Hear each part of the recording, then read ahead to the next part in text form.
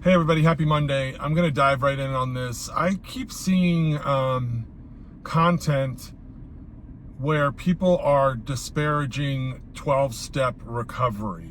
And oftentimes the arguments are that it creates a victim mentality or it keeps you stuck, along those lines. And I want to talk, there's like a lot of layers to me pulling this apart, but the first one is this. The first one is, if you watch that content, the vast majority, I think everyone that I've seen, the first thing the person says is, 12-step recovery saved my life, but, okay, you just said what you need to say right there, right?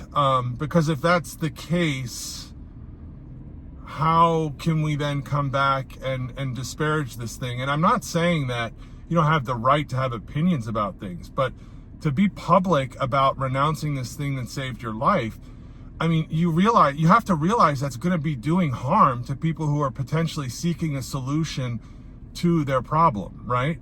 I mean, it's not helpful or beneficial in any way to come with that kind of attitude or dialogue.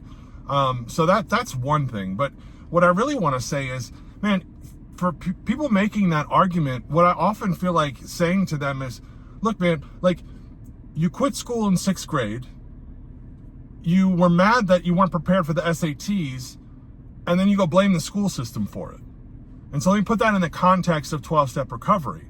What I'm saying is, if you're a person who's a member of a 12-step fellowship, there are tenets to what that looks like. Number one, first and foremost, you need to get a sponsor and complete the 12 steps. I would ask anybody who's making those videos if they did that. I think most of them would say they did. So on the other side of that, what I would say is, okay, well then, did you try to begin practicing the principles in all your affairs, and did you carry the message to another alcoholic? Did you have a home group? Do you have a sponsor? Do you regularly sponsor other men or women if you're a woman? Are you doing those things? If you're doing those things and you're still telling me that you're not getting the thing you need from 12-step fellowships, there are multitudes of other lanes to go into, right? I do myself, man. You know, I'm in therapy. Lauren and I are in couples therapy. I have a coach, right? Like, the lanes are wide and varied. But one thing you will never hear me say is a negative thing about 12-step recovery. I firmly will always know that the only reason I'm able to explore any other avenues is because of the gift I was given as a result of doing the work in the rooms of that fellowship, okay?